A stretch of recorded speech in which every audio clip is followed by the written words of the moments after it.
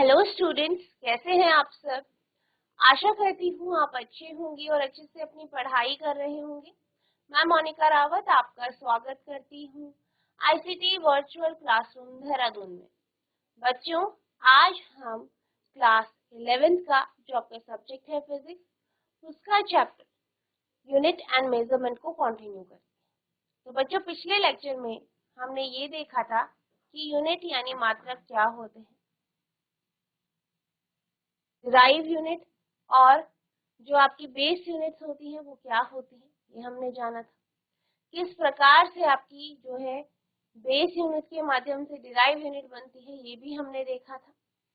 इसके साथ साथ हमने अलग अलग प्रणाली की मात्रक देखे थे, जिसमें हमने एफपीएस, सीजीएस और एमकेएस यूनिट देखा था। इसके साथ साथ हमने देखा था कि इन सब में कुछ प्रॉब्लम है, कुछ डिफेक्ट्स हैं, जिनके कारण ऐसा यूनिट बनाई गई, एसआई प्रणाली को लिया गया। क्योंकि ये क्या है, ये इसमें आप डेसिमल्स में जो है चीजों को व्यक्त कर सकते हैं और इसके बहुत सारे फायदे भी हैं, ये इंटरनेशनली एक्सेप्टेड। आई होप आपको इतना समझ में आया होगा। आज हम कंटिन्यू कर रहे हैं आपका एसआई का टॉपिक। तो आपका जो टॉपिक है वो क्या है, एसआई बेस यूनिट। तो आज हम डिस्कस करेंगे कि एसआई बेस यूनिट क्या होती है, इनकी डेफिनेशंस देखें। तो यहाँ पे आपको एक फिगर दिख रही होगी, ठीक है, जो कि क्या है, आपकी एसआई बेस यूनिट है, एसआई मूल इकाई या एसआई मूल मात्रा।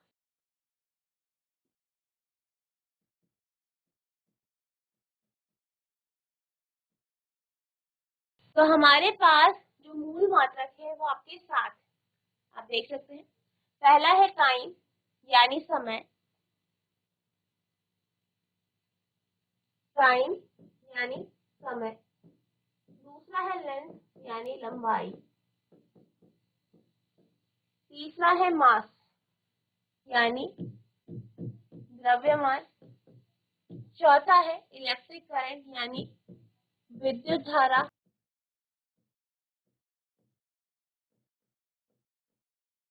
पांचवा है टेम्परेचर यानी तापमान। छठा है अमाउंट ऑफ पार्टिकल यानी कणों की संख्या, ठीक है। नेक्स्ट है आपका ल्यूमिनस इंटेंसिटी, ठीक है। तो ये आपके पास क्या है, 7 बेस यूनिट है, मूल मात्रक। अब अगर हम समय यानी टाइम की बात करें तो टाइम को आप सेकंड में एक्सप्रेस करते हैं, यानी इसकी जो एसआई यूनिट है वो क्या है, सेकंड है, जिसे आप एस से दर्शाते हैं।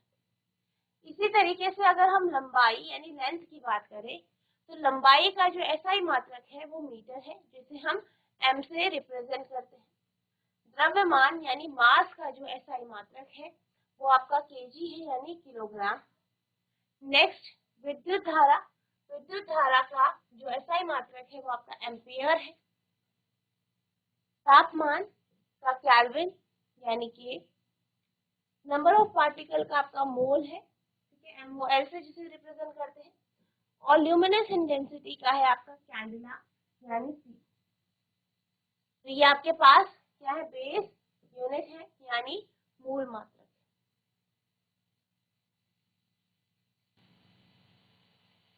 अब हम डिस्कस करते हैं कि जो आपके मूल मात्रक है या बेस यूनिट है उनको किस तरीके से डिफाइन किया जाता है, उसकी परिभाषा हम डिस्कस करते हैं। तो बेसिक यूनिट जो है सबसे पहले आपकी मीटर है, ठीक है, जिसे आप एम से रिप्रेजेंट करते हैं। तो मीटर का अर्थ क्या है, 1 metre is the distance travel by light. 1 metre is the distance traveled by light in vacuum during a time interval of 1/29979248458। यानी अगर हम 1 मीटर की बात करें तो 1 मीटर क्या होता है, 1 मीटर वह दूरी है जो कि लाइट यानी जो प्रकाश है वो ट्रेवल करती है, ठीक है। वो दूरी जो कि प्रकाश ट्रेवल करता है जब उसे निर्वात यानी वैक्यूम में रखा जाता है। किसमें रखा जाता है, वैक्यूम में रखा जाता है। कहाँ रखा जाता है, वैक्यूम में रखा जाता है। और कितने टाइम में, 1/299792458 सेकेंड, यानी इतने समय अंतराल में जो लाइट है, लाइट निर्वात में जितनी दूरी को तय करती है वही आपका मीटर होता है। नेक्स्ट है kilogram, KG. It is the mass of platinum iridium cylinder capped at the National Bureau of Weight and Measurement Paris। अगर हम किलोग्राम की बात करें, केजी की बात करें, तो ये द्रव्यमान है। इसका प्लैटिनम इरिडियम सिलेंडर का द्रव्यमान है, जो कि national bureau of weight and measurement Paris में रखा गया। अगला है आपका सेकंड। तो आप सेकंड को किस तरीके से डिफाइन करेंगे? The second is the time taken by the light of a specific wavelength। यानी सेकंड क्या है? ये समय है जो कि एक लाइट जिसका वेवलेंथ क्या है, एक स्पेसिफिक वेवलेंथ है, जिसका तरंग दैर्ध्य एक स्पेसिफिक है, और ये किसके द्वारा उत्सर्जित किया जाता है? Caesium 133 atom. ठीक है, सीजियम 133 एटम के द्वारा ये उत्सर्जित किया जाता है, जिसकी कंपन या जिसका वाइब्रेशन 9192631777। यानी अगर हम सेकंड की बात करें तो सेकंड क्या है? सेकंड वह समय है जो कि लाइट लेता है जिसका एक स्पेसिफिक तरंगदैर्ध्य है, और जो किसके द्वारा उत्सर्जित किया जाता है? सीजियम 133 एटम के द्वारा जो उत्सर्जित किया जाता है, जो कि वाइब्रेशन कर रहा है 9192631777। नेक्स्ट है आपका एम्पियर। ठीक है, तो एम्पियर क्या होता है? 1 ampere is that current which passed through the two straight parallel conductors of infinite length and of negligible cross section capped at a distance of 1 meter apart in vacuum produces between them a force of 2 into 10⁻⁷ Newton per meter less।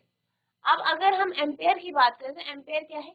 Ampere वो current है जो आपके पास दो wire है, ठीक है, दो तारे हैं, ठीक है। अब इन दो तारों जिसकी लेंथ क्या है? इनफाइनाइट है, और क्रॉस सेक्शनल एरिया क्या है? नेग्लिजिबल है, यानी ना के बराबर मोटाई है, और लंबाई कितनी है? अनंत के बराबर। और इनको कितनी दूरी पे रखा गया है? 1 मीटर की दूरी। ठीक है, 1 मीटर की दूरी पर रखा गया है वैक्यूम में, और इनके बीच में जो फोर्स लगता है, जो बल लगता है, वो कितना है? 2 into 10⁻⁷ न्यूटन।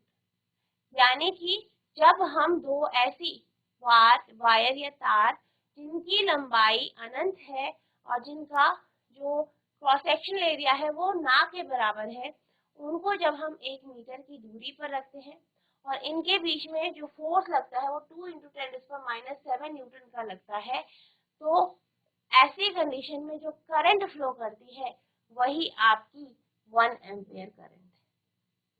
ठीक है, तो ये आपका एम्पियर की डेफिनेशन है। नेक्स्ट है केल्विन।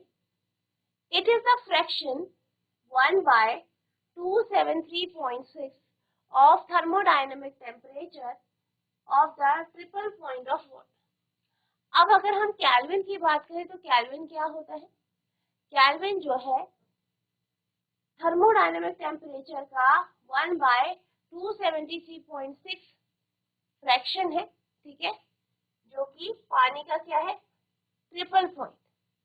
नेक्स्ट है कैंडिला। कैंडिला क्या होता है? A candela is defined as 1/60th of the luminous intensity। तो कैंडिला क्या है? CD। A candela is defined as 1/60th of the luminous intensity of 1 square centimeter of a perfect black body maintained at the freezing temperature of platinum 1773 degrees Celsius। अब अगर हम कैंडिला की बात करें तो कैंडिला क्या है? कैंडिला बेसिकली 1/60 यानी 1/60 है ल्यूमिनस इंटेंसिटी का, ठीक है, ल्यूमिनस इंटेंसिटी का किसका? एक ऐसी बॉडी का जो कि कैसी है? ब्लैक बॉडी है, और इसका जो टेम्परेचर है वो 1773 डिग्री सेल्सियस। नेक्स्ट है आपका मोल, ठीक है। तो 1 mole is amount of substance that contain elementary units equal to the number of atom in 0.012 kg of carbon 12। अगर हम एक मोल की बात करें तो एक मोल क्या है? यह वह सब्सटेंस है, वह पदार्थ है जिसमें जो है 0.012 kg कार्बन 12 के जितने एटम होते हैं उसके बराबर, ठीक है। तो बेसिकली आपका जो मोल होता है वो नंबर ऑफ पार्टिकल को दर्शाता है।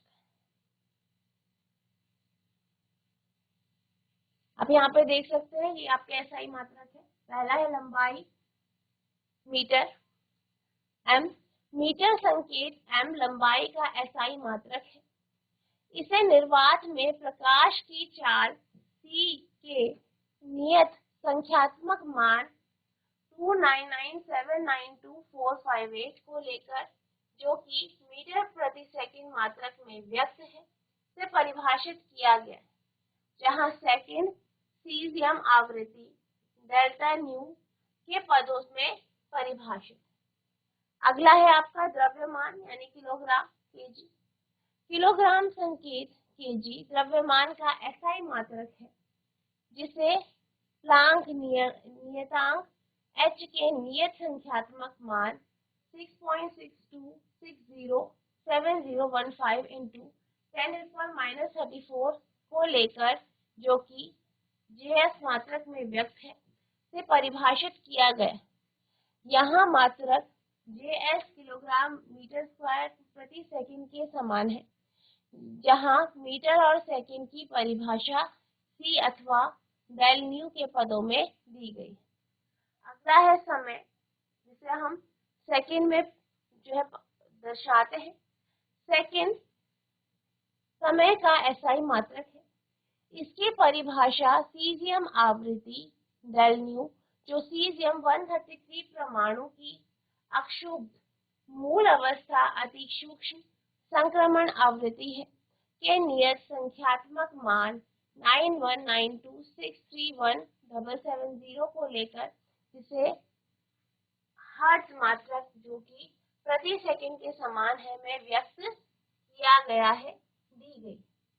नेक्स्ट है आपका विद्युत धारा यानी एम्पियर। एम्पियर संकेत ए विद्युत धारा का एसआई मात्रक है। इसकी परिभाषा मूल आवेश E के नियत संख्यात्मक मान 1.602176634 इंटू 10⁻⁻19 को लेकर, जिसे C मात्रक जो AS के समान है, जहां सेकंड को डेल न्यू के पदों में व्यक्त किया गया है, दी जाती। ऊष्मागतिक ताप केल्विन।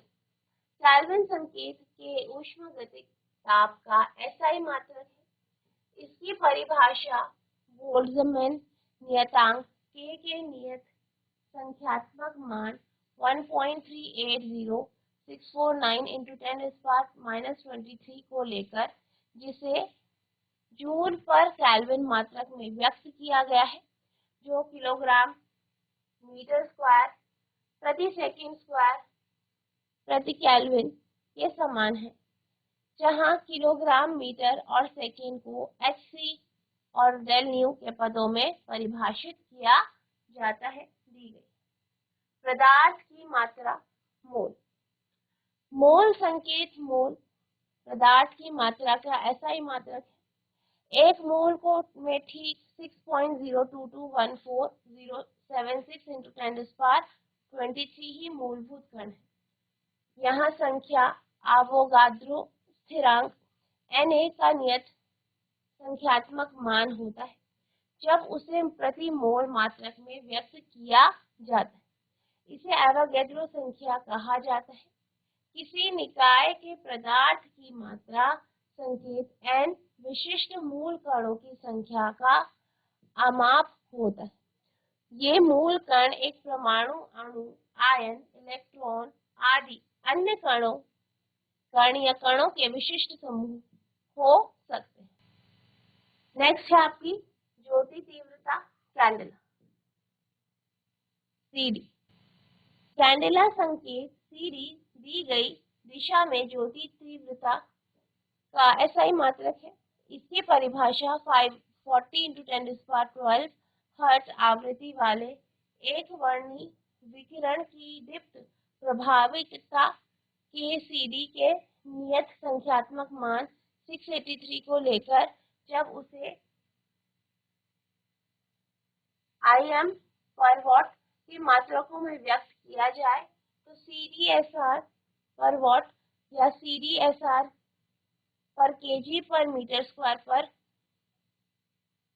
सेकेंड क्यूब के समान है, जहां किलोग्राम, मीटर और सेकेंड को HC डेल न्यू के पदों में परिभाषित किया जाता है। तो ये आपके जो बेस यूनिट है उनकी डेफिनेशन है। ठीक है, आपको इन्हें समझना है। अब हम चलते हैं अपने अगले टेबल की तरफ, जो है आपका some unit retained for general use. ठीक है, तो हम कुछ यूनिट्स की बात करेंगे जिनको हम नॉर्मली यूज करते हैं। तो यहाँ पे हम बात करते हैं कुछ ऐसी यूनिट्स की जिनका हम नॉर्मली यूज करते हैं। तो सबसे पहले है आपके पास मिनट। आप ये जानते हैं मिनट क्या है। मिनट जो है वो समय का मात्रक है, जिसे आप MIN से रिप्रेजेंट करते हैं। अगर हम इसे SI वैल्यू में दिखाएं तो आप ये जानते हैं कि एक जो मिनट है उसको आपको सेकंड में दर्शाना। तो आपसे ये पढ़ा है कि एक मिनट बराबर होता है 60 सेकंड के। तो यहाँ पे आप वैल्यू इन SI यूनिट, तो आपका क्या जाएगा 60 सेकंड। अगला है आवर यानी घंटा, जिसे हम H से रिप्रेजेंट करते हैं। अब जो आपका घंटा है उसे आपको SI में दर्शाना। आप ये जानते हैं, आप क्या जानते हैं कि एक घंटा जो होता है वो बराबर होता है आपके 60 मिनट, और एक मिनट जैसे कि अभी हमने देखा बराबर होता है 60 सेकंड के। तो आपका एक घंटा हो जाएगा बराबर 60 × 60 यानी 3600 सेकंड। तो आपका एक घंटा जो है वो 3600 सेकंड के बराबर होता है। आप इस तरीके से लिखेंगे तो आपका एक घंटा 60 मिनट, और अगर SI में देखें तो 3600 सेकंड। नेक्स्ट है डे यानी दिन, जिसे हम D से रिप्रेजेंट कर सकते हैं। अब आप ये जानते हैं कि एक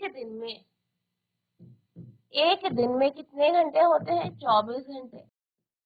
ठीक है, और एक घंटा आपका 60 मिनट के बराबर है और एक मिनट आपका 60 सेकंड के बराबर। तो एक दिन जो होगा वो आपका बराबर होगा 24 × 60 × 60। ठीक है, तो आपके पास जो आ जाएगा, आप उसे मल्टीप्लाई करेंगे तो आपका आ जाएगा 86,400 सेकंड। ठीक है, तो आपका जो एक दिन आ गया है वो कितना आया है 86,400 सेकंड आ गया, और ये किसके बराबर होता है 24 घंटे के यानी 24 आवर। नेक्स्ट है आपका ईयर यानी साल। अब अगर हम एक साल की बात करें तो आपका जो एक साल होता है वो 365.25 डेज के बराबर होता है। अब यहाँ पे ये क्या है आपके पास, यहाँ पे जो है आपके पास एक साल जो है वो डेज में दिया। इसको आपको SI में दर्शाना है तो सेकंड में आप चेंज करेंगे। ठीक है, तो ये आपका 365.25 डे है। इसको आपको क्या करना है, पहले आप 24 से मल्टीप्लाई करेंगे घंटे में कन्वर्ट करने के लिए, फिर 3600 से मल्टीप्लाई करेंगे सेकंड में कन्वर्ट करने के लिए। तो आपके पास हो जाएगा 3.15 6 × 10⁻7 सेकंड। ठीक है, तो इस तरीके से हमने क्या किया, एक साल को सेकंड में परिवर्तित किया यानी SI में दर्शा। नेक्स्ट है डिग्री। ठीक है, डिग्री, तो डिग्री आप जानते हैं कि ये एंगल यानी कोण का मात्रक होता है। इसे हमें SI में दर्शाना यानी हमें इसे रेडियन में दर्शाना। तो जो एक डिग्री होता है इसका फॉर्मूला होता है π/180 रेडियन। ठीक है, तो एक डिग्री बराबर होता है आपका π/180 रेडियन। ठीक है, तो ये इसका क्या है फॉर्मूला। ठीक है, तो इसका और आपका डिग्री का या 1 डिग्री का और रेडियन का रिलेशन क्या है, 1 डिग्री बराबर पाई अपॉन 180 रेडियन। नेक्स्ट है लीटर, इसे हम कैपिटल एल से रिप्रेजेंट करते हैं। अब इसको आपको क्या करना है, इसको आपको एसआई में दर्शाना है, यानी आपको मीटर में दर्शाना। अब हमारे पास लीटर और जो आपका डेसीमीटर है उनके बीच का रिलेशन पता है। ठीक है, 1 DM, 1 लीटर जो है वो आपका 1 DM क्यूब के बराबर होता है, और इसका हमारे पास मीटर के साथ रिलेशन है, तो ये आपका 10⁻³ मीटर क्यूब आ जाए। ठीक है, तो आपका 1 लीटर बराबर होता है 10⁻³ क्यूबिक मीटर। नेक्स्ट है टन। ठीक है, तो इसको आप, क्योंकि आप जानते हैं कि ये द्रव्यमान यानी मास की एक यूनिट है, तो इसे आपको केजी में रिप्रेजेंट करना है, तो ये केजी में होता है आपका 10⁻³ केजी। अगला है आपका कैरेट, ये भी आपका द्रव्यमान यानी वेट, द्रव्यमान यानी मास का, ठीक है, मास का ये यूनिट है जिसे हम सी से रिप्रेजेंट करते हैं, और ये बराबर होता है आपका 200 मिलीग्राम। नेक्स्ट है बार। ठीक है, अगर हम बार की बात करें तो बार किसकी यूनिट है, प्रेशर की।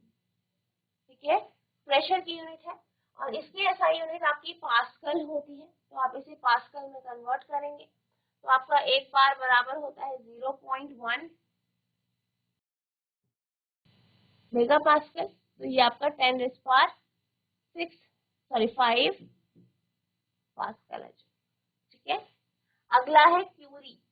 ठीक है, क्यूरी, तो क्यूरी क्या है आपका,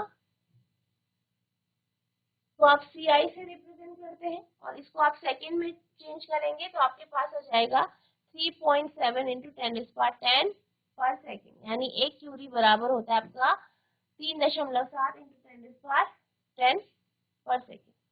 नेक्स्ट है रोइंगटन आर। ठीक है, तो ये आपका बराबर होता है 2.58 × 10⁻4 3/kg।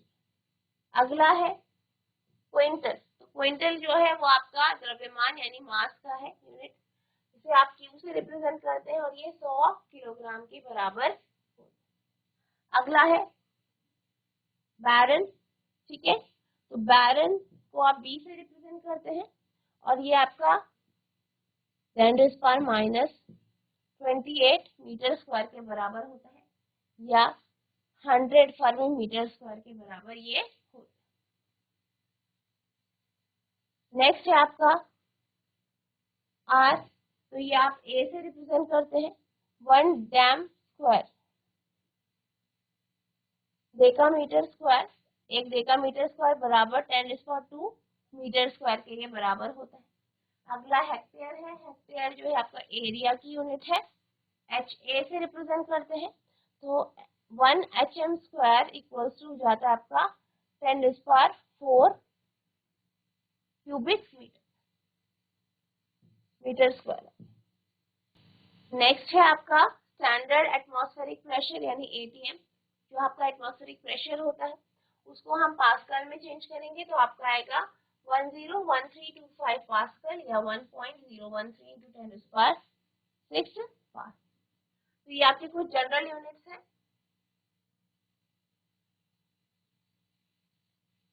अब हम बात करते हैं सिग्निफिकेंट फिगर यानी सार्थक अंक। तो बेसिकली हम यहाँ पे ये देखेंगे कि कहाँ पे जो नंबर्स है, अलग अलग जो नंबर्स होते हैं वो कितने सार्थक होते हैं, किस प्रकार से उनकी सार्थकता को दर्शाया जाता है या उनकी सिग्निफिकेंस को दर्शाया जाता है। सबसे पहले है कि जो आपके डिजिट्स होती है, ठीक है, जो नंबर्स होते हैं, आपके पास नंबर्स होते हैं, तो उसमें कुछ डिजिट जो होती है वो सिग्निफिकेंट होती है, कुछ डिजिट सिग्निफिकेंट होती है, कुछ सिग्निफिकेंट नहीं होती, कुछ सार्थक होती है, कुछ सार्थक नहीं होती। तो जब भी आप किसी डिजिट को दूसरे डिजिट के साथ ऐड करते हो तो ऐसी जो डिजिट्स होती हैं वो हमेशा सिग्निफिकेंट होती हैं यानी सार्थक होती है। ठीक है, The reliable digit plus the first uncertain digit are also known as significant digits or significant figure. इसी तरीके से अगर आपके पास कोई डिजिट है उसको आप प्लस करते हैं किसी अनसर्टेन डिजिट से, ठीक है, तो ये आपकी क्या होती है, सिग्निफिकेंट फिगर हो। जैसे कि इफ वी से period of oscillation of a simple pendulum is 1.62, ठीक है, तो the digit 1 and 6 are reliable and certain while digit 2 is uncertain। अब जैसे कि आपके पास, इसको समझने के लिए एग्जांपल है कि हमारे पास 1.62 है, ठीक है, हम ये कहते हैं कि जो आपका पेंडुलम है उसका जो पीरियड ऑफ ऑसिलेशन है 1.62 है। अब यहाँ पे जो है 1 और 6 क्या है, रिलायबल डिजिट, और 2 क्या है, ये आपकी सिग्निफिकेंट या रिलायबल डिजिट नहीं है। क्यों नहीं है, क्योंकि अगर चेंजेस आएंगे तो आपके जो मैक्सिमम जो चेंजेस आएंगे वो आपका लास्ट डिजिट में यानी 2 पे, 1 और 6 पे आपके चेंजेस नहीं आए, इसलिए आपकी 2 क्या है, 2 आपकी रिलायबल डिजिट नहीं है, बाकी 1 और 6 क्या है, आपके reliable digit. Thus, the measured value has three significant figures. The length of an object reported after measurement of 287.5 centimeter has four significant figures. The digit 287 are certain while 5 is uncertain. अब जैसे कि यहाँ पे आपके पास है, यहाँ पे आपके पास 3 सिग्निफिकेंट फिगर। अब नेक्स्ट में क्या है आपके पास, यहाँ पे आपके पास 4 सिग्निफिकेंट फिगर, ठीक है, क्या है, 4 सिग्निफिकेंट फिगर है। 287 की बात करें तो ये आपकी स्थिर रहेंगी, ये आपकी चेंज नहीं होगी, चेंज इजीली कौन सी होगी, 5, यानी ये जो डिजिट है ये कैसी है, ये रिलायबल है, सर्टेन है, और ये आपकी अनसर्टेन, ठीक है, तो ये जो डिजिट है आपकी इजीली चेंज होगी, ठीक है, और बाकी आगे की डिजिट आपकी फिक्स, तो ये आपकी क्या होगी, सिग्निफिकेंट फिगर हो। विश्वसनीय अंकों और पहले अनिश्चित अंक को संख्या के सार्थक अंक माना जाता है। यदि हम कहें कि किसी सरल लोलक का दोलन 1.62 सेकंड है तो इसमें अंक 1 एवं 6 तो विश्वसनीय एवं निश्चित है, यानी 1 और 6 क्या है, निश्चित है और विश्वसनीय है, हर जगह सेम रहे, जबकि अंक 2 अनिश्चित है, ठीक है, और जो पीछे वाला ये अंक है 2, ये कैसा है, अनिश्चित है। इस प्रकार मापित मान में 3 सार्थक अंक है। यदि माप के बाद किसी वस्तु की लंबाई 287.5 सेंटीमीटर व्यक्त की जाए तो इसमें 4 सार्थक अंक है, जिसमें 287 तो निश्चित है परंतु 5 अनिश्चित है। अब बेसिकली जब भी हम सिग्निफिकेंट फिगर की बात करते हैं तो सिग्निफिकेंट फिगर का क्या यूज होता है, ये हमें जो हमारा मापन होता है, मेजरमेंट होता है, उसमें हमें प्रिसीजन प्रोवाइड करता है, यानी कि बिल्कुल एक्चुअल या बिल्कुल प्रिसाइज, बिल्कुल सही जो है हमें मापन ये देता है सिग्निफिकेंट फिगर के से। और ये जो है आपकी जो भी आपने इंस्ट्रूमेंट यूज किया है उसके लीस्ट काउंट पर ये निर्भर करता है। Significant figure indicate, as already mentioned, the precision of measurement which depends on the least count of measuring instrument. अब अगर हम significant figure की बात करें तो ये क्या करता है, ये जो मेजरमेंट या मापन देता है बिल्कुल प्रिसाइज, बिल्कुल सही देता है, और ये जो मापन होता है ये इंस्ट्रूमेंट के लीस्ट काउंट के ऊपर निर्भर करता है। A choice of change of different unit does not change the number of significant or figure in the measurement. अगर आप दूसरी यूनिट को यूज करते हैं तो इससे कोई फर्क नहीं पड़ता, आपकी जो सिग्निफिकेंट फिगर के नंबर है वो सेम रहेंगे, ठीक है, हर चीज सेम रहेगी, कोई फर्क नहीं पड़ता। सार्थक अंक मापन की परिशुद्धता इंगित करते हैं। जो मापन यंत्र के अल्पतमांक पर निर्भर करती है। किसी मापन में विभिन्न मात्रकों के परिवर्तन के चयन से सार्थक अंकों की संख्या परिवर्तित नहीं होती। तो बच्चों आज हमने देखा कि जो आपके एसआई यूनिट्स हैं, बेस यूनिट है, उनको आपको किस तरीके से डिफाइन करेंगे, उसकी परिभाषा क्या है। इसके साथ साथ हमने ये जाना कि कुछ जो आपकी एसआई यूनिट जो है उनका रिलेशन क्या है। इसके साथ साथ हमने सिग्निफिकेंट फिगर के बारे में जाना। आई होप आपको इतना समझ में आया होगा। नेक्स्ट लेक्चर में हम इसके आगे के टॉपिक को कंटिन्यू करेंगे। तो बच्चों आज के लिए बस इतना ही, मिलते हैं अब नेक्स्ट सेशन में। तब तक के लिए thank you and have a nice day.